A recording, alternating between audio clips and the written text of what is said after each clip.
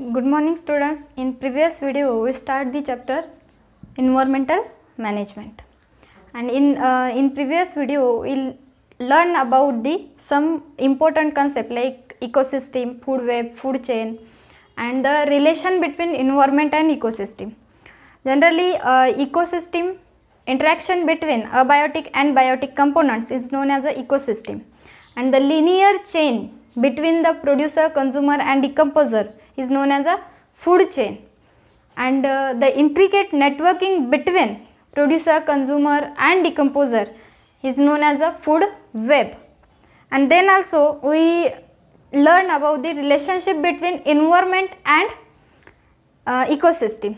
Environment having two main environment is a natural environment and second one is a artificial environment. So this environment is made up of the main two factors. It is a biotic and abiotic factors. So just like environment is made up from two factors, is a biotic factor and second one is a abiotic factor, just like that the relation towards the ecosystem, because ecosystem also to intricating networking or a interaction between abiotic and biotic factors.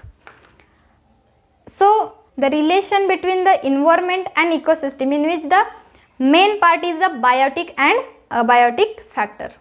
So previous video we learned the main concepts. Towards we start the new parts of the environmental management.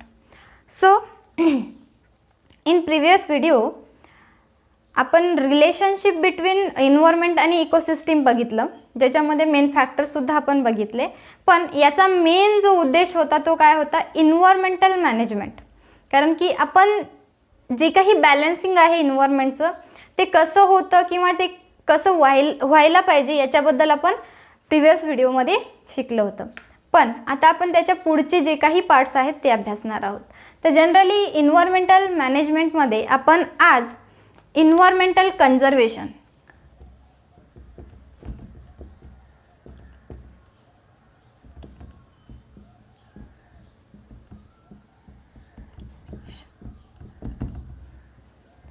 environmental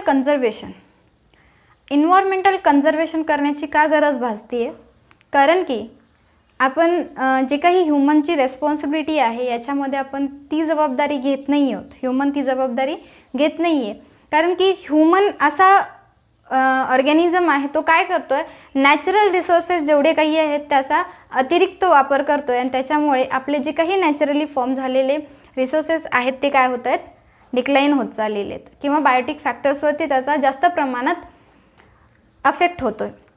तर अशी काही natural सुद्धा parts आहेत किंवा artificial सुद्धा factors आहेत ज्याच्यामुळं त्याचा डायरेक्ट इफेक्ट हा इन्व्हायरमेंटवर पडतोय. महात्मा गांधींजींनी सांगितलंय, the earth is sufficient to satisfy everyone's need, not a greed. Mahatma Gandhi काय म्हणले, the earth is sufficient to satisfy everyone's need, not a greed. याचा अर्थ काय होतो, तर अर्थ हा पृथ्वी जी आहे ती सगळ्यांच्या गरजा पूर्ण करण्यासाठी सफिशियंट आहे, पण त्यांच्या इच्छा, लोभ, आकांक्षा ज्या आहेत, हवस, ह्या गोष्टी पूर्ण करण्यासाठी अर्थ नाही आहे. जेवढं काही आपलं इन्व्हायरमेंट आहे ते नॅचरली फॉर्म झालेले, आपल्याला जेवढ्या काही गरजा आहेत त्या गरजा जर आपण पूर्ण केल्या तेवढ्या पूर्ण करण्यासाठी अर्थ हा सफिशियंट आहे. पण आपण काय करतो, त्याचा जास्त प्रमाणात अतिरिक्त वापर करून त्याला नष्ट करण्याच्या पातळीवर नेतोय. म्हणून इन्व्हायरमेंटचं कन्झर्वेशन करणं आपल्याला खूप गरजेचं वाटतंय. तर असे काही अफेक्ट्स होत आहेत आपल्या इन्व्हायरमेंटवरती. त्याच्यामध्ये एक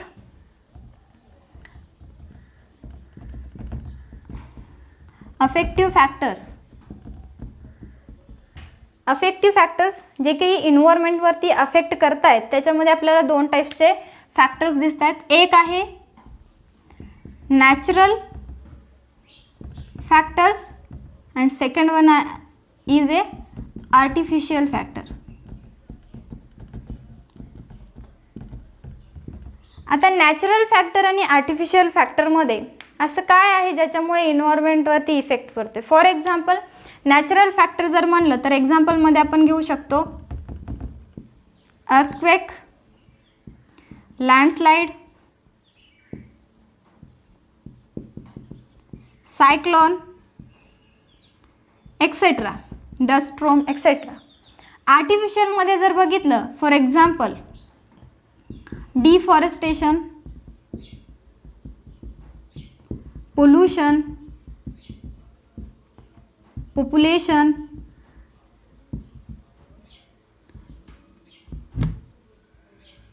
एक्सेट्रा. म्हणजे काय तर इन्व्हायरमेंटचं कन्झर्वेशन करण्याची गरज का भासते, कारण की दोन प्रकारचे फॅक्टर्स आहेत. एक आहे नॅचरल फॅक्टर आणि एक आहे आर्टिफिशियल फॅक्टर, जे की काय करतात, डायरेक्ट इन्व्हायरमेंटवरती काय करतात, अफेक्ट करतात, आणि ज्याच्यामुळे इन्व्हायरमेंट हा कोलॅप्स होत चालला आहे किंवा डिक्लाइन होत चाललं आहे. आणि जे काही बायोटिक फॅक्टर्स आहेत ते सुद्धा आता आपल्याला कमी प्रमाणात दिसत आहे. तर हा जो अफेक्ट आहे किंवा जो काही इफेक्ट होतो तो आपल्याला दोन फॅक्टरमुळे होतो, एक नॅचरल फॅक्टर आणि एक आर्टिफिशियल फॅक्टर. नॅचरल फॅक्टर्सना आपण बांध लावू शकत नाही किंवा त्यांना आपण रोखू शकत नाही, कारण की नॅचरल फॅक्टर जसं की अर्थक्वेक, लँडस्लाईड, सायक्लॉन्स याच्यामुळे सुद्धा काय होतात, तो इफेक्ट नेचरवरती होतोय किंवा इन्व्हायरमेंटवरती होतोय. जसं की अर्थक्वेक झाल्याच्या नंतर सर्व काही विस्कळीत होऊन जातं, पुन्हा त्याला पुनरावृत्त होण्यासाठी खूप काळ जातो. पण त्याचबरोबर ज्यावेळेस अर्थक्वेक होतो त्यावेळेस खूप सारे पॉयझनस गॅसेस ते बाहेर पडतात आणि ते इन्व्हायरमेंटला काय करतात, डॅमेज करतात. त्याचबरोबर सायक्लॉन्स किंवा लँडस्लाईड झाल्याच्या नंतर जास्त प्रमाणात इन्व्हायरमेंटवरती धोका होतो, पण यांना आपण रोखू शकत नाही.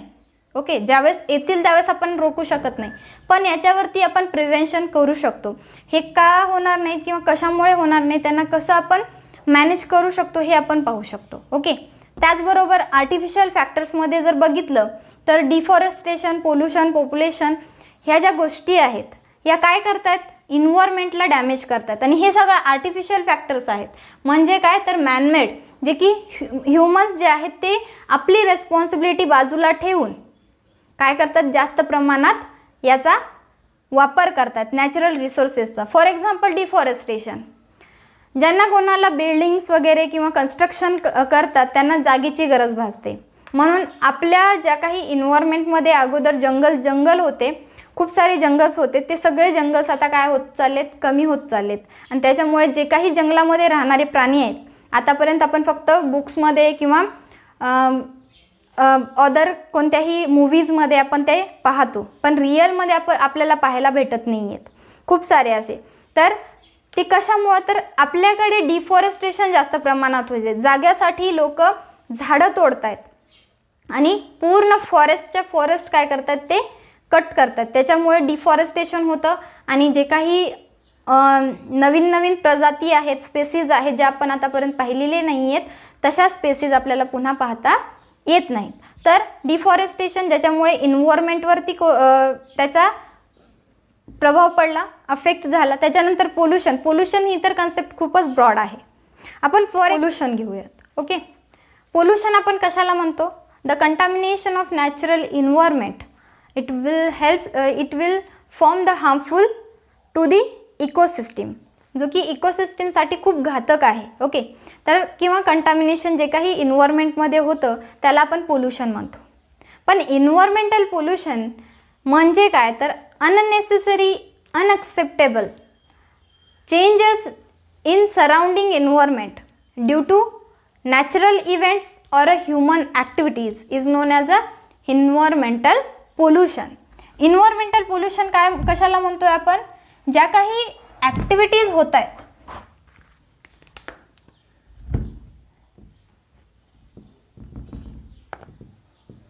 Environmental pollution. आपण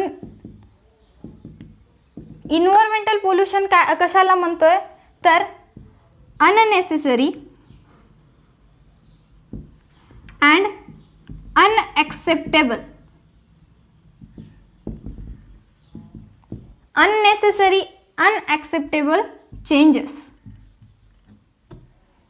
कुठे, our surrounding environment.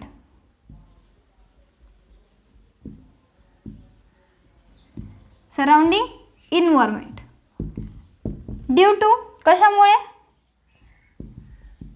Natural events और ह्यूमन ॲक्टिव्हिटीज, याला काय म्हणतो आपण? Environmental pollution. Unnecessary unacceptable changes कुठे होत आहेत? Surrounding environment. कशामुळे? नॅचरल इव्हेंट्स और ह्यूमन ॲक्टिव्हिटीज. याला आपण काय म्हणतो? तर इन्व्हायरमेंटल पोल्युशन. ज्या काही अननेसेसरी अनअक्सेप्टेबल चेंजेस होत आहेत सराउंडिंगमध्ये, त्याच्यामध्ये एकतर काही नॅचरल इव्हेंट्स आहेत, जसं की अर्थक्वेक आहे, सायक्लॉन्स आहे, ओके. आणि त्याचबरोबर ह्यूमन ॲक्टिव्हिटीज. ह्यूमन ॲक्टिव्हिटीजमध्ये जसं आपण घेऊ शकतो deforestation, atomic blast, bomb blast वगैरे. याच्यामुळे सुद्धा इन्व्हायरमेंटवरती इफेक्ट होतो. तर नॅचरल इव्हेंट्स त्याचबरोबर ह्यूमन ॲक्टिव्हिटीजमुळे जे काही इन्व्हायरमेंटमध्ये, सराउंडिंग इन्व्हायरमेंटमध्ये अनअक्सेप्टेबल अँड अननेसेसरी चेंजेस होत आहेत, त्यांना आपण इन्व्हायरमेंटल पोल्युशन म्हणतो. पण इन्व्हायरमेंटल पोल्युशन आपण 9th स्टँडर्डमध्ये खूप चांगल्या प्रकारे अभ्यासलेलं आहे. त्याचे प्रकारसुद्धा आपण व्यवस्थित अभ्यासलेले आहेत. जसं की वेगवेगळे टाईपचे इन्व्हायरमेंटल पोल्युशन आपण बघितले. आपण पोल्युशनमध्ये वेगवेगळे काही प्रकार अभ्यासलेले आहेत, जसं की air pollution, water pollution, soil pollution etcetera. पण हे काय आहेत? कशामुळे होतात? Generally physical, biological and chemical changes into the air, water and soil. It is harmful to the humans. कारण की जे काही ह्युमनसाठी सर्वात उपयोगाच्या ज्या काही गोष्टी आहेत, एअर, वॉटर अँड सॉईल, हे कंटामिनेट होत आहे किंवा त्याच्यामध्ये जे काही ॲक्टिव्हिटीज होत आहेत आणि ते आपल्यासाठी हार्मफुल आहे, ह्युमनसाठी हार्मफुल आहे. त्यांची जी काही फिजिकल प्रॉपर्टी आहे, केमिकल प्रॉपर्टी आहे, बायोलॉजिकल प्रॉपर्टी आहे एअर, वॉटर अँड सॉईलची, ती चेंज होते. कशामुळे? तर ह्या पोल्युशनमुळे, इन्व्हायरमेंटल पोल्युशनमुळे. आणि या ज्या काही चेंजेस होत आहेत, कशामुळे होत आहेत? तर डिफॉरेस्टेशन, इंडस्ट्रियलायझेशन, पॉप्युलेशन, एक्सप्लोजन, त्याचबरोबर indiscriminate use of natural resources, unplanned urbanisation, fast industrialisation, deforestation, हे सगळे रिझन्स आहेत ज्याच्या थ्रू काय होतं आहे? तर इन्व्हायरमेंटल पोल्युशन हे जास्त प्रमाणात इन्क्रीज होत आहे. जसं की पोल्युशनबद्दल तर आपण माहिती करून घेतोय, पण पोल्युशन व्यतिरिक्त सुद्धा काही गोष्टी आहेत, जसं की इंडस्ट्रियलायझेशन खूप प्रमाणात, जास्त प्रमाणात, फास्टली होत आहे. त्याचबरोबर अनप्लॅन्ड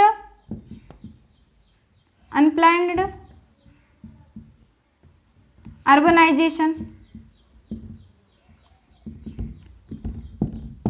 जे जास्त प्रमाणात शहरीकरण होतं आहे, जे की प्लॅनिंगच नाही आहे, त्याची काहीच प्लॅनिंग नाही आहे, अशी जे काही शहरीकरण होतं आहे किंवा फास्ट प्रमाणात इंडस्ट्रियलायझेशन होतं आहे, त्याच्याचबरोबर डिफॉरेस्टेशन होतं आहे, explosion,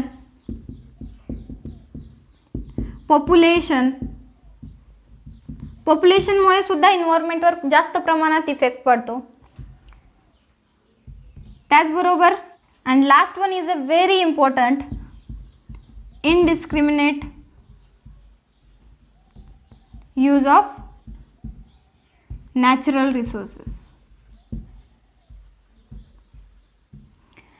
Indiscriminate use of natural resources.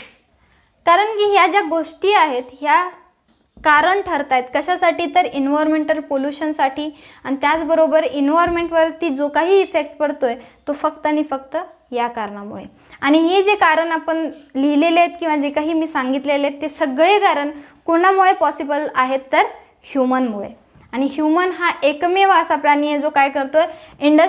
Environmental पोल्युशनला त्याचबरोबर इन्व्हायरमेंटवरती होणाऱ्या इफेक्टवरती कारणीभूत ठरण्यासाठी एकमेव असा कोणता ऑर्गॅनिझम आहे? तर तो आहे ह्युमन.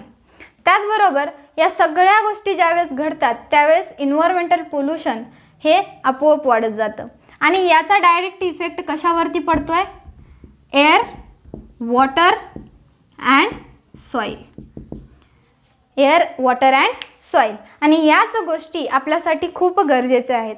ह्युमनला जर एक चांगलं जीवन जगायचं असेल तर या गोष्टी त्याला खूप गरजेच्या आहेत.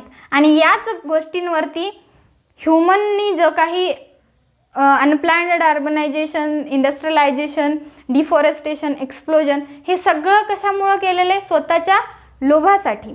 पण या सगळ्यांचा इफेक्ट कशावर पडतोय? एअर, वॉटर, सॉईलवर. आणि एअर, वॉटर, सॉईल हे कोणासाठी महत्त्वाचं आहे? ह्युमनसाठी.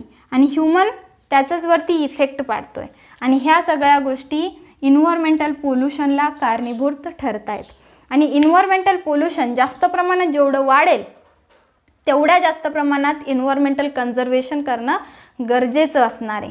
कारण की कन्झर्व करण्यासाठी जर इन्व्हायरमेंट व्यवस्थित असेल तर आपल्याला कन्झर्वेशनची गरज नाही आहे.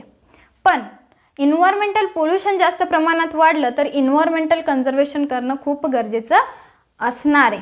जसं एअर पोल्युशन जर बघितलं तर एअर पोल्युशनमध्ये गॅसेस अँड सॉलिड्स फॉर्ममध्ये जे काही carbon dioxide, carbon monoxide, sulphur etcetera असे गॅसेस काय होत आहेत जास्त प्रमाणात एअर्समध्ये किंवा जो काही आपला वातावरण आहे, वेदर आहे त्याच्यामध्ये जास्त प्रमाणात येतो. आणि हे कशामुळे येतं आहे? एअर पोल्युशन कशामुळे होतं आहे? एअर पोल्युशन आपण कशाला म्हणतो? The contamination of air by the harmful gases और harmful solid materials, those are known as a air pollution. जे काही एअरमध्ये कंटॅमिनेशन होतं आहे कशामुळे? हार्मफुल गॅसेसमुळे किंवा हार्मफुल सॉलिड मटेरियल्समुळे. जसं की जे काही तुम्ही सॉलिड वेस्ट मटेरियल जाळता, जे काही आपलं डेली वेस्ट मटेरियल आहे त्यावेळेस तुम्ही त्याला बर्न करता. ज्यावेळेस बर्न करतो त्यावेळेस जास्त प्रमाणात जो काही गॅस बाहेर पडतोय तो वेस्ट मटेरियलपासून निघणारा गॅस आहे. आणि तो डायरेक्ट कशाला इफेक्ट होतोय? एअरला इफेक्ट होतोय. आणि जे काही एअरमध्ये जो काही गॅस मिक्स होतो त्याच्यामुळे काय होतं? एअरचं कंटॅमिनेशन होतं. जो नॅचरल एअर होता तो काय झाला? कंटॅमिनेट झाला because of burning of solid waste. त्याचबरोबर जे काही व्हेकल्स आहेत, व्हेकल्समध्ये आपण नॅचरल रिसोर्स यूज करतो, पेट्रोल अँड डिझेल. ते जेव्हा बर्न होतील, व्हेकल्स आपण जास्त प्रमाणात वापरतोय, त्याच्यामधून निघणारा जो काही गॅस आहे तो सुद्धा एअर पोल्युशनसाठी घातक आहे. हे काय आहेत? रिसोर्सेस आहेत ज्याच्या थ्रू काय होतं आहे? एअर पोल्युशन होतं आहे. पण एअर पोल्युशनचा काय इफेक्ट होतो आहे? एअर पोल्युशनचा जेवढा इन्व्हायरमेंटवरती इफेक्ट होतो आहे तेवढाच ह्युमनवरती सुद्धा इफेक्ट होतो. इन्व्हायरमेंटवरती काय इफेक्ट होतो? त्यांची जे काही प्लांट्स आहेत त्यांची व्यवस्थित ग्रोथ होत नाही, त्यांचं स्टोमॅटल जे काही पार्ट्स आहेत ते पूर्णपणे ब्लॉक होतात. त्याच्यामुळे जे काही वॉटर आहे किंवा जे काही त्यांना लागणारं मटेरियल आहे ते व्यवस्थित प्रमाणात भेटत नाही, त्यामुळे ग्रोथ ही कमी होते. आणि त्याचबरोबर ह्युमनवरती त्याचा काय इफेक्ट होतो? Irritation of eyes. जे काही कंटॅमिनेटेड गॅसेस आहेत त्याच्यामुळे इरिटेशन होतं आईजला. त्याचबरोबर रेस्पिरेटरी ट्रॅक्टचे डिसीजेस आपल्याला उद्भवतात, लंग डिसीजेस आपल्याला उद्भवतात. कशामुळे? तर एअर पोल्युशनमुळे. तर एअर पोल्युशन जेवढं कंट्रोल करण्याची गरज आहे, जेवढं आपण त्याला कंट्रोल करू तेवढंच आपण इन्व्हायरमेंटचं कन्झर्वेशन करू शकतो. जेवढं कंटॅमिनेशन ऑफ एअर आपण टाळलो किंवा कंटॅमिनेशन होण्यापासून आपण वाचवलं तर त्याच्यामुळे काय होतं? तर इन्व्हायरमेंट आपण प्रिझर्व करू शकतो किंवा प्रिव्हेंट करू शकतो. तर कन्झर्वेशन करण्यासाठी तसंच एअर पोल्युशनसुद्धा कमी करणं गरजेचं आहे. त्याच्यासाठी काय करू शकतो बरं आपण? एअर पोल्युशन जर आपल्याला कमी करायचं आहे तर व्हेकल्स कमी वापरा. त्याचबरोबर जे काही इंडस्ट्रियलायझेशन आपण केलेलं आहे, इंडस्ट्रियलायझेशन ज्यावेळेस इंडस्ट्रीमधून गॅस बाहेर पडतो तो गॅस डायरेक्टली कशाशी मिक्स होतो? आपल्या इन्व्हायरमेंटमधील एअरमध्ये, नॅचरल एअरमध्ये मिक्स होतो. मग त्याच्यामुळे तशा ज्या काही इंडस्ट्रीज आहेत ज्याच्यामधून गॅसेस बाहेर पडतात त्या इंडस्ट्रीजनी काय केलं पाहिजे? पोल्युशन होणार नाहीत अशा मशिनरीज यूज केल्या पाहिजेत. आणि ज्याच्यामधून काय झालं पाहिजे? जे काही पोल्युटेड आणि हार्मफुल गॅसेस आहेत ते काय केले पाहिजेत? तर त्यांनी इन्व्हायरमेंटमध्ये डायरेक्ट नाही टाकले पाहिजेत. तर त्याचबरोबर आपण यूज करू शकतो जे काही प्लांट एक्सप्लोजन केलं जातं, ॲटॉमिक प्लांट एक्सप्लोजन जे केले जातात ते आपण कमी प्रमाणात केले पाहिजेत किंवा जिथे इन्व्हायरमेंटचा काही संबंध येत नाही अशा ठिकाणी केले पाहिजेत. पण ज्यावेळेस आपण ॲटॉमिक रिसर्च सेंटर थ्रू ज्यावेळेस ॲटॉमिक ब्लास्ट करतो त्यावेळेस काय होतं, तर त्याचं डायरेक्ट ॲटॉमिक ब्लास्टचं आपण टेस्टिंग केली तर तो काय होतो, पूर्ण इन्व्हायरमेंटमध्ये ते गॅसेस स्प्रेड होतात आणि त्याच्यामुळे एअर हे कंटामिनेट होतं. त्याचबरोबर CFC प्रोडक्शन, जे फ्रीज, AC जे गरज नसताना सुद्धा आपण जास्त प्रमाणात वापरतो, त्याच्यामधून CFC हा जास्त प्रमाणात बाहेर पडतो. CFC म्हणजेच काय, क्लोरोफ्लोरोकार्बन. हा जो क्लोरोफ्लोरोकार्बन आहे तो जास्त प्रमाणात जेव्हा एअरमध्ये मिक्स होतो त्यावेळेस काय होतं, तर तो जास्त प्रमाणात एअर पोल्युशन करतो आणि त्याच्यामुळे आपल्याला रेस्पिरेटरी जे काही डिसीजेस आहेत ते उद्भवतात. त्याच्यानंतर सेकंड वन आहे वॉटर पोल्युशन. कन्झर्वेशन करण्यासाठी आपल्याला हे सुद्धा काय आहे, तर नॅचरली फॉर्म होणार आहेत. एअर हा नॅचरली भेटतो, वॉटर हा नॅचरली भेटतो, सॉईलसुद्धा आपल्याला नॅचरली भेटतो. तर यांचं जेवढं आपण पोल्युशन कंट्रोल करू तेवढंच आपण इन्व्हायरमेंटचं काय करू शकतो, कन्झर्वेशन करू शकतो. तर त्याच्यानंतर आहे वॉटर पोल्युशन. वॉटर तर आपल्यासाठी खूप गरजेचं आहे, बरोबर आहे. वॉटर पोल्युशनचे रिसोर्सेस काय आहेत किंवा कंपोनंट्स काय आहेत. जनरली वॉटर पोल्युशनमध्ये जे काही जास्त प्रमाणात जर आपण पाण्याचा साठा केला, वॉटरचा रिस्टोर केलं तर ते काय होतं, कंटामिनेट होत जातं. त्यामध्ये जास्त प्रमाणात अल्गीज, व्हायरसेस, बॅक्टेरियाज इन्क्रीज होत जातात. पण जे काही रिसोर्सेस आहेत, रिव्हर्स आहेत, पॉन्ड्स आहेत, सीज आहेत, ओके, तर हे जे वॉटरचे रिसोर्सेस आहेत अशा ठिकाणी आपण जे काही शेत वगैरे असतील तिथे फार्मर्स काय करतात, पेस्टिसाइड्स, विडीसाइड्स याचा यूज करतात आणि ते डायरेक्ट कुठे मिक्स होतं, वॉटरमध्ये मिक्स होतं आणि त्याच्यामुळे तेच वॉटर आपण यूज करतो. जनरली वॉटर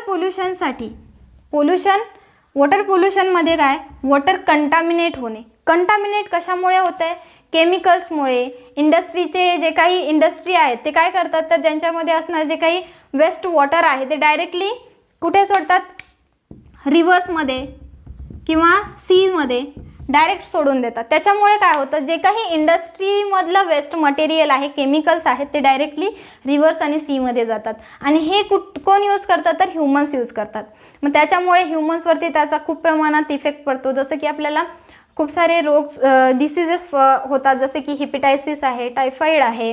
त्याच्यानंतर आपले ब्रेन, किडनी, लिव्हर याच्यावरती जास्त प्रमाणात त्याच्यामुळे इफेक्ट्स येऊ शकतो.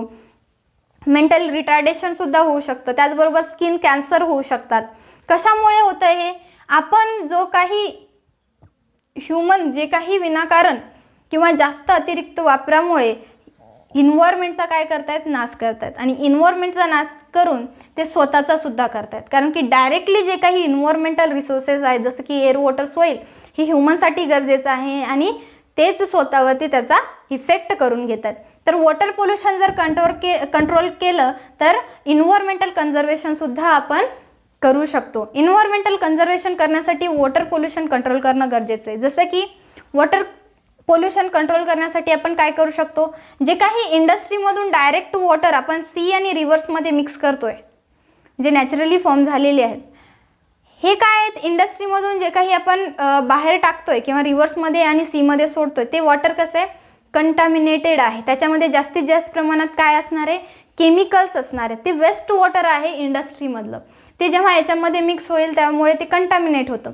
तर हे रोखण्यासाठी काय केलं पाहिजे, तर अशा इंडस्ट्रीज म्हणून जे काही वॉटर बाहेर पडतं त्याच्यावरती बॅन आणला पाहिजे. त्यांना हे वॉटर बाहेर सोडण्यासाठी आपण बंदी घातली पाहिजे. त्याच्यामुळे सुद्धा आपण त्याला रोखू शकतो. त्याच्यानंतर जे काही सॉलिड वेस्ट मटेरियल आहे, जास्त प्रमाणात लोक काय करतात, बीचवरती वगैरे फिरायला गेल्याच्यानंतर डायरेक्ट कुठे फेकून देतात, वॉटरमध्ये, रिव्हर्समध्ये किंवा साईडला कुठेही फेकून देतात. ते पुन्हा कुठे मिक्स होतं, रिव्हर्समध्ये किंवा सीमध्ये मिक्स होतं.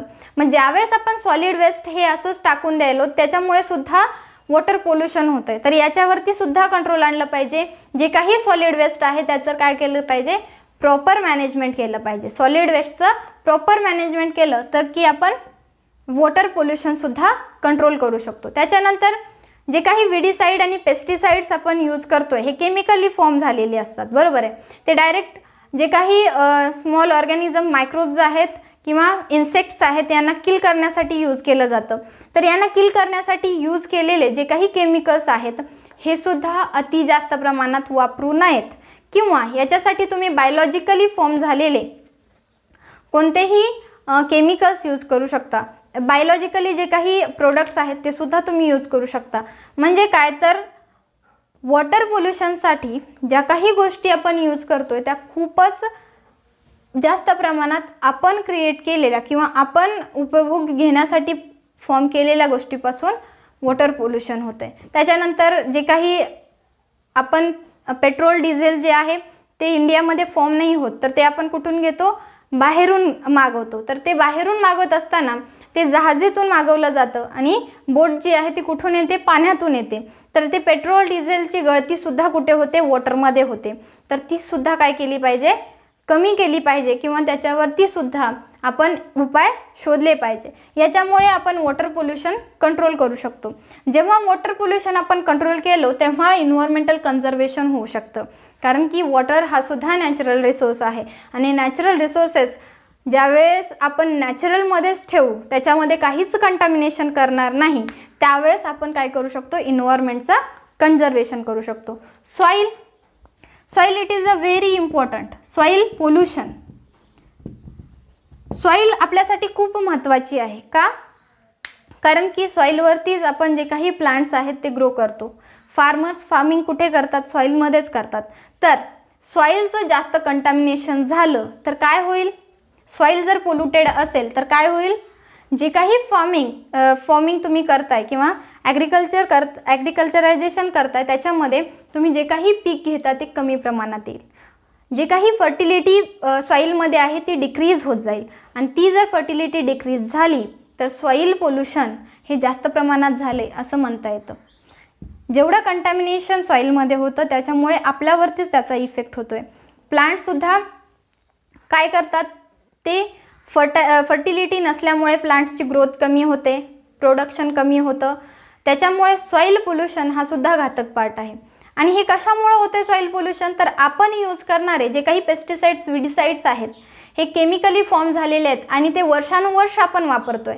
वर्षानुवर्ष आपण वापरत गेलो की त्याच्यामुळे ते जे केमिकल्स आहेत ते सॉइलवरती काय झालेले आहेत, तिथेच स्थिर झालेले आहेत आणि ते जर आपण काढून नाही टाकले त्याच्यामुळे त्याची फर्टिलिटी कमी होत जाईल आणि तेच डायरेक्ट विडिसाइड, पेस्टिसाइड्स हे जेवढे सॉइलमध्ये असतील तेवढेच प्लांट्स अब्सॉर्ब करतील आणि प्लांट्स जेवढे अब्सॉर्ब करतील तेच प्लांट्स आपण खातो. म्हणजे विडिसाइड, पेस्टिसाइड डायरेक्ट आपल्या पोटामध्ये जात आहेत. कशा थ्रू, प्लांट्स थ्रू. म्हणून ते सगळं काय आहे, आपल्याच बॉडीवरती त्याचा इफेक्ट होतोय आणि जेवढी फर्टिलिटी कमी होईल तेवढं उत्पन्न कमी होईल. त्याच्यामुळे सॉइल पोल्युशनसुद्धा कंट्रोलमध्ये आणणं गरजेचं आहे. आणि सॉइल जर पोल्युशन झालं तर सॉइलवरती ज्यावेळेस रेन होते आणि रेन थ्रू सॉइल ही काय होते, इरोजन होतं आणि ते डायरेक्ट कुठं जातं, तर वॉटरमध्ये जातं. तर यांचा डायरेक्ट ताळमेळ आहे. कारण की सॉइल जेवढं कंटॅमिनेट होतं तेवढंच वॉटरसुद्धा कंटॅमिनेट होऊ शकतं. तर याच्यामुळे सॉइल पोल्युशनसुद्धा कंट्रोलमध्ये आणणं गरजेचं आहे. त्याच्यासाठी जे काही विडिसाइड, पेस्टिसाइड्स आपण यूज करतोय ते कमी प्रमाणात केले पाहिजेत किंवा त्याच्यासाठी बायोलॉजिकल फर्टिलायझर्स तुम्ही यूज करू शकता. त्याच्यानंतर तुम्ही ऑर्गॅनिक फर्टिलायझर्स यूज करू शकता. पण जर आपण सॉइल, वॉटर आणि एअर यांना जेवढं कंटॅमिनेट करतो, पोल्युशन म्हणजेच काय, तर contamination of natural environment will be harmful to ecosystem. इकोसिस्टीमला हार्मफुल असणारे जे काही कंटॅमिनेशन आपण नॅचरल एन्व्हायरमेंटमध्ये करतो तेच पोल्युशन आहे. आणि जे काही अनएक्सेप्टेड, अननेसेसरी चेंजेस होत आहेत आपल्या सराउंडिंग एन्व्हायरमेंटमध्ये due to the human activities or a natural events, आणि हे इन्व्हायरमेंटल पोल्युशन हे ऑकर होतं आणि त्याच्यामुळे इन्व्हायरमेंट हा डिस्ट्रॉय होत जातो. तर त्याला डिस्ट्रॉय, डिक्लाइन होण्यापासून आपल्यालाच वाचवायचं आहे. याच्यासाठी इन्व्हायरमेंटल कन्झर्वेशन करणंसुद्धा गरजेचं आहे. व्यतिरिक्त जो आणखीन एक पोल्युशन आहे तो आहे रेडिओ ॲक्टिव्ह पोल्युशन.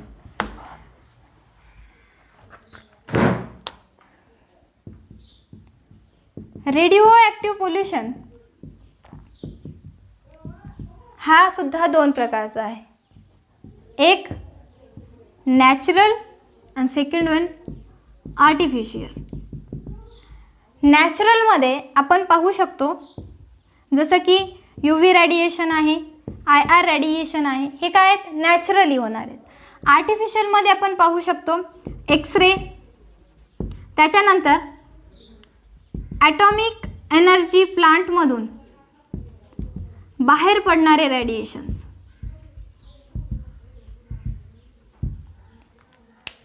रेडिओॲक्टिव्ह पोल्युशन हा एक न्यू पोल्युशन तुम्ही शिकताय, कारण की ते अगोदरचे तुम्ही 9th मध्ये शिकलेले होते, बरोबर आहे. रेडिओॲक्टिव्ह पोल्युशन हा सुद्धा एक पोल्युशन आहे. हा जो पोल्युशन आहे जनरली काय होतं, तर जे काही इन्व्हायरमेंट आहे, ह्युमन्स आहेत किंवा आपला जो काही नॅचरली सबस्टन्सेस आहेत त्या सगळ्यांवरती रेडिएशनचे इफेक्ट होतात किंवा त्या रेडिएशनमुळं इन्व्हायरमेंट डॅमेज होतो, तर त्याला आपण काय म्हणतो, रेडिओॲक्टिव्ह पोल्युशन. तर रेडिओॲक्टिव्ह पोल्युशन दोन प्रकारचे आहेत, एक नॅचरल आणि दुसरा आर्टिफिशियल. नॅचरलमध्ये UV रेडिएशन आणि IR रेडिएशन, आणि आर्टिफिशियलमध्ये x-ray and atomic energy through बाहेर पडणारे जे रेडिएशन्स आहेत ते. रेडिओॲक्टिव्ह पोल्युशनचे जर मेजर जर इफेक्ट्स आपण बघितले, फॉर एक्झाम्पल चेर्नोबिल, त्याच्यानंतर वाईड स्केल, त्याच्यानंतर 3 माइल्स आयलँड, मिशप्स एक्सेट्रा. रेडिओॲक्टिव्ह पोल्युशनचे जर एक्झाम्पलमधून जर बघितले तर चेर्नोबिल मिशप्स, वाईड स्केल मिशप्स आणि 3 माइल्स आयलँड मिशप्स हे 3 मेजर मिशप्स म्हणून ओळखले जातात, आणि याचा अजूनसुद्धा वर्ल्डमध्ये इफेक्ट दिसून येतो आहे. याच्यामुळे थाउजंड्स ऑफ पीपल्सवरती याचा इफेक्ट्स आपल्याला दिसून आलेला आहे, आणि सध्यासुद्धा त्या ठिकाणी आपल्याला रेडिएशनमुळे तिथे ह्युमन्सवरती किंवा अदर ऑर्गॅनिझम्सवरती त्याचा इफेक्ट होताना दिसतोय. हे काय आहेत, तर मिशप्स आहेत की जे रेडिओॲक्टिव्ह पोल्युशनमुळे झालेले आहेत, जिथे की रेडिएशन्स हे एक्झॉस्ट झालेले आणि त्याच्यामुळे हे मिशप्स झालेले आहेत, आणि इथे अजूनसुद्धा त्याचा प्रमाण दिसून येतो. जनरली रेडिओॲक्टिव्ह पोल्युशनमुळे काय इफेक्ट्स होतात, तर इफेक्ट्स जर बघितले तर फर्स्ट इफेक्ट आहे कशामुळे, रेडिओॲक्टिव्ह पोल्युशनमुळे होणारे, तर कॅन्सरस अल्सरेशन. कॅन्सरस अल्सरेशन कशामुळे होत आहे, तर हायर रेडिएशन, आपण एक्सरेचा जर आपण यूज केला तर आपल्याला कॅन्सरस एक्सलरेशन होऊ शकतं, कारण की एक्सरे जर हायर प्रमाणात जर झालं बॉडीमध्ये, रेडिएशन जर हायर प्रमाणात गेले एक्सरेचे, तर आपल्याला कॅन्सर होण्याची शक्यता आहे. त्याच्यानंतर सेकंडवर जर बघितलं तर टिश्यू डिस्ट्रॉय. रेडिएशन्स हे ज्यावेळेस आपल्या बॉडीवरती इफेक्ट करतात, त्याचबरोबर कॅन्सरसुद्धा होऊ शकतं, skin cancer is mostly okay. त्याचबरोबर आपले टिश्यूसुद्धा डिस्ट्रॉय होऊ शकतात. UV रेडिएशन, अल्ट्राव्हायोलेट रेडिएशन हे कुठून येतात, डायरेक्ट सनपासून येतात ओके. तर यांना प्रोटेक्शन करणारा ॲटमॉस्फिअरमध्ये कोणता आहे, ओझोन लेअर आहे. ओझोन लेअर डिप्लिशन होत चाललं आहे कशामुळे, तर पोल्युशनमुळे ओके. आणि जर ज्यावेळेस ओझोन लेअर हा कमी होत जाईल, त्यावेळेस आपण ऐकले ना ओझोन लेअरला छिद्र पडलेले आहेत, तर ओझोन लेअर ज्यावेळेस कमी होत जाईल त्यावेळेस काय होईल, UV रेज हे डायरेक्ट काय होतील, ह्युमनच्या बॉडीवरती येतील आणि आपल्याला स्किन कॅन्सर होण्याचे जास्त प्रमाणात चान्सेस आहेत.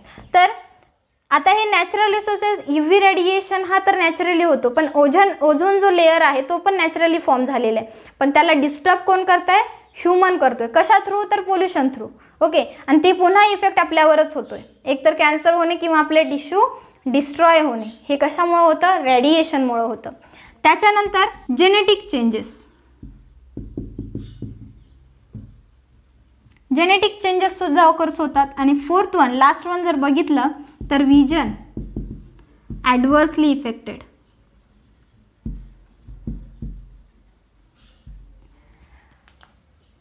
इकडे लक्ष द्या, जेनेटिक चेंजेस हे सुद्धा ऑकर्स होऊ शकतात. कशामुळे, तर रेडिओॲक्टिव्ह पोल्युशनमुळे. जेनेटिक चेंजेस ऑकर होण्याच्या मागे काय आहे, तर जे काही जेनेटिक्स म्हणजे जीन्समध्ये आपले जे काही जीन्स पर्टिक्युलर फॉर्ममध्ये असतात त्याच्यामध्ये चेंज होतो, तो कशामुळे, म्युटेशन थ्रू. आणि म्युटेशन कशामुळे होतं, तर रेडिओॲक्टिव्हमुळे होतं. रेडिएशन ज्यावेळेस आपल्या बॉडीवरती पडतात त्यामध्ये आपला जे काही जेनेटिक मेकअप आहे तो डिस्टर्ब होतो आणि त्याच्यामध्ये चेंजेस ऑकर्स होतात, तो सुद्धा आपल्यासाठी खूप हार्मफुल आहे. त्याच्यानंतर विजन ॲडव्हर्सली इफेक्टेड, आपले डोळ्यांची दृष्टीसुद्धा रेडिओॲक्टिव्ह पोल्युशनमुळे किंवा रेडिएशनमुळे जाऊ शकते. तर आपण जो काही पार्ट बघितला एन्व्हायरमेंटल कन्झर्वेशन, याच्यामध्ये आपण वेगवेगळे पॉईंट्स पाहून ते पॉईंट्स एन्व्हायरमेंटला कसे डॅमेज करतायत आणि त्यांना रोखून आपण कन्झर्वेशन एन्व्हायरमेंटचं कसं करू शकतो हे बघितलं. आता फॉर एक्झाम्पल आपण एन्व्हायरमेंटल कन्झर्वेशन हा टॉपिक शिकतोय. एन्व्हायरमेंट कन्झर्व करायचं आहे म्हणजे काय, जो मूळ रूपात अगोदर नॅचरली होता तोच आपल्याला तिथे ठेवायचा आहे. तर ते करण्यासाठी आपल्याला मेन काय करायला पाहिजे, तर आपण ज्या काही चुका करतोय, ह्युमन ज्या काही चुका करतात त्या चुका आपल्याला नाही करायला पाहिजे. आता हा पार्ट तुम्हाला अभ्यासण्यासाठी का दिलेला आहे गव्हर्नमेंटनी, कारण की तुम्हाला ती अवेअरनेस आली पाहिजे. आपण कुठेही काही खातो, कुठेही काही टाकून देतो, ते कुठेही टाकतोय याचा अर्थ काय, ते कुठेतरी जाऊन मिळतंय आणि ते डायरेक्ट कशासोबत त्याचा कॉन्टॅक्ट येतो, इन्व्हायरमेंटसोबत त्याचा कॉन्टॅक्ट येतो. त्याच्यामुळे आपल्याकडून ज्या होणाऱ्या चुका आहेत, पिढ्या आपण शिकत गेलो तर आपल्यामध्ये ती अवेअरनेस येईल आणि आपण ह्या चुका करणार नाही आहोत. तर याच्यामध्ये आपण इन्व्हायरमेंटल पोल्युशन ह्या एक्झाम्पलनुसार आपण खूप साऱ्या गोष्टी पाहिलेल्या आहेत. इन्व्हायरमेंटल पोल्युशन आपण कशाला म्हणतो, तर unacceptable unnecessary changes into surrounding environment due to the natural events or a human activities. It is known as a environmental pollution. Environmental pollution हे unacceptable unnecessary जे काही चेंजेस होत आहेत सराउंडिंगमध्ये due to the natural events and human ॲक्टिव्हिटीजमुळे होत आहेत. त्याच्यामध्ये आपण दोन प्रकारचे बघितले, एक नॅचरल आणि एक आर्टिफिशियल. नॅचरलमध्ये जे काही अर्थक्वेक आहे, सायक्लॉन्स आहे, यांनासुद्धा आपण रोखू शकत नाही पण त्यांच्यावरती आपण कमांड आणू शकतो. त्याच्यानंतर आर्टिफिशियलमध्ये आपण पाहिलं पोल्युशन, डिफॉरेस्टेशन. पोल्युशन म्हणून आपण एक एक्झाम्पल म्हणून घेतलं ज्याच्या थ्रू आपण एक पूर्ण जे काही डिटेलमध्ये आपण इन्व्हायरमेंटचं कन्झर्वेशन करू शकतो ते पाहिलं. तर इन्व्हायरमेंटचं कन्झर्वेशन करण्यामध्ये आपण पोल्युशनमध्ये 4 पोल्युशन पाहिले, air pollution, water pollution, soil pollution आणि रेडिओ पोल्युशन. जनरली ज्या काही पोल्युशन आपण बघितलेले आहेत, पोल्युशन म्हणजे काय, तर contamination of natural environment will be harmful to the ecosystem is known as a pollution. तर पोल्युशन आपण त्यालाच म्हणतो की इकोसिस्टीमवरती त्याचा हार्म होतो आणि ते कशामुळे, तर कंटामिनेशन होते नॅचरल इन्व्हायरमेंटमध्ये. तर याच्यामध्ये एअर पोल्युशन जो आहे, जो की आपण त्यामध्ये खूप साऱ्या चुका करतो, जसे की व्हेकलमधून बाहेर पडणारा जो काही गॅस आहे, कारण की जास्त प्रमाणात व्हेकल्स आपण वापरतोय, त्या व्हेकल्समधून बाहेर पडणारा जो काही गॅस आहे. त्याच्यानंतर CFC क्लोरोफ्लोरोकार्बन हा गॅस बाहेर पडतो. फ्रीज, त्याच्यानंतर AC हे काय आहेत, आपल्यासाठी खूप गरजेचे वाटतात, बरोबर आहे, आपण ते जास्त प्रमाणात यूज करतो, पण आपल्याला गरज नसताना सुद्धा आपण ते चालू करून ठेवतो. याचा इफेक्ट काय होतो, तर CFC गॅस हा जास्त प्रमाणात बाहेर पडतो आणि तो कंटॅमिनेट करतो आपल्या नॅचरल एअरला आणि त्याच्यामुळे एअर पोल्युशन होतं. पण हे आपल्याला जितकं आपण जास्त कमी करू तेवढं आपण इन्व्हायरमेंटचं कन्झर्वेशन करू शकतो. त्याच्यानंतर वॉटर पोल्युशन तर इंडस्ट्रियलायझेशनमुळे जास्त प्रमाणात होतं आहे. त्याचबरोबर आपलं जे काही सॉलिड वेस्ट मॅनेजमेंट आहे ते चुकीच्या पद्धतीनं होतं आहे. म्हणून प्रॉपर सॉलिड वेस्ट मॅनेजमेंट जर केलं तर आपण काय करू शकतो, इन्व्हायरमेंटल कन्झर्वेशन हे व्यवस्थित करू शकतो. त्याच्यानंतर सॉईल पोल्युशनमध्ये सुद्धा आपण केमिकल्सचा जास्त प्रमाणात वापर करतोय. आता सध्याला बायोलॉजिकल फर्टिलायझर्स हे इतक्या प्रमाणात आलेले आहेत पण त्याचा उपयोग जास्त प्रमाणात कोणी करत नाही. ही अवेअरनेस येण्यासाठी आपण हा चॅप्टर शिकतोय. तर सॉलिड वेस्ट जे काही आहे त्याच्यामध्ये जे काही केमिकल्स आहेत त्याच्यामुळे सॉलिड वेस्ट जास्त प्रमाणात होतं. त्याच्याऐवजी आपण काय केलं पाहिजे, बायोलॉजिकल फर्टिलायझर्स किंवा ऑर्गॅनिक फर्टिलायझर्स जास्त प्रमाणात यूज केले पाहिजे. त्यामुळे काय होईल, सॉईल पोल्युशन हे कंट्रोलमध्ये येईल आणि सॉईल पोल्युशन जेवढं कंट्रोलमध्ये येईल तेवढं आपण इन्व्हायरमेंटचं कन्झर्वेशन करू शकतो. कारण की सॉईल हा इन्व्हायरमेंटसोबत खूप रिलेट करतो. कारण की जेवढे काही प्लांट्स आहेत किंवा जेवढे काही ऑर्गॅनिझम्स इथे राहतात ते सगळे काय करतात, तर जमिनीवर राहतात आणि जमिनीवरती सॉईल असते. त्याचबरोबर वॉटरसुद्धा कुठे प्रेझेंट आहे, लँडवरती प्रेझेंट आहे. म्हणजे काय, जेवढं वॉटर आपल्याला वरती दिसतं पण त्याच्या खाली जर आपण बुडाला खालती डीपला पाहिलं तर आपल्याला काय दिसते, सॉईल दिसते. म्हणून कमीत कमी आपल्या जी काही इन्व्हायरमेंट आहे ते सॉईलवरती डिपेंड्स आहे किंवा सॉईलवरतीच आहे आणि त्याच्यामुळे सॉईल जेवढं आपण पोल्युशनपासून वाचवू तेवढं आपण काय करतो, इन्व्हायरमेंटचं कन्झर्वेशन करतो आहे. त्याच्यानंतर रेडिओ ॲक्टिव्ह पोल्युशन, ज्याच्यामध्ये नॅचरल आणि आर्टिफिशियल दोन्हीही आहेत. ओके, पण नॅचरलसुद्धा आपल्यावरती हार्म करायला लागले कारण की आपण त्यांना डॅमेज करतो. UV रेडिएशन हे पहिलेपासूनच सनपासून येतात, बरोबर आहे, पण त्यांना कंट्रोलमध्ये ठेवण्यासाठी जो काही ओझोन लेअर आहे तो ओझोन लेअर काय करतोय, UV रेडिएशनला डायरेक्ट पास आउट करत नाही, पण ते ओझोन लेअरला सुद्धा छिद्र पडत आहेत कारण की आपण जो काही पोल्युशन क्रिएट करतो, जे काही पोल्युशन आपल्याकडून होते त्याचा इफेक्ट ओझोन लेअर वरती होतोय. एअर पोल्युशनमुळे जास्त प्रमाणात ओझोन लेअर हा डिक्लाइन होतो आणि त्याच्यामुळेच काय होतं तर रेडिएशन्स हे डायरेक्ट खाली येतात आणि आपल्याला नको असलेले होत. तर cancerous ulceration, tissue destroys, genetic changes किंवा विजन इफेक्ट हे कशामुळं होत आहेत तर रेडिओ ॲक्टिव्ह पोल्युशनमुळं. याच्यामध्ये जर आर्टिफिशियल एक्सरे आणि ॲटॉमिक एनर्जी प्लांट जे आहेत यांचासुद्धा आपल्यावरती ॲडवर्स इफेक्ट होतो आहे आणि हे जे पोल्युशन्स आहेत यांना जेवढं आपण कमी करू किंवा कंट्रोलमध्ये ठेवू तेवढं आपण इन्व्हायरमेंटचं काय करू शकतो, कन्झर्वेशन करू शकतो. तर इन्व्हायरमेंटल कन्झर्वेशन हा खूप महत्त्वाचा आहे.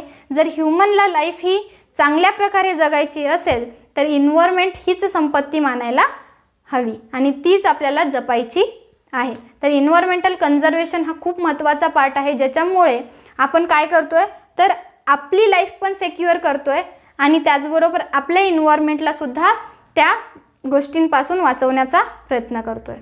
एक तर इन्व्हायरमेंटचं कन्झर्वेशन करणे म्हणजेच काय तर आपण एक चांगली लाईफ जगणे हाच आहे. कारण की इन्व्हायरमेंटचं कन्झर्वेशन करण्यासाठी आपल्याला वेगळं काही करायची गरज नाही आहे.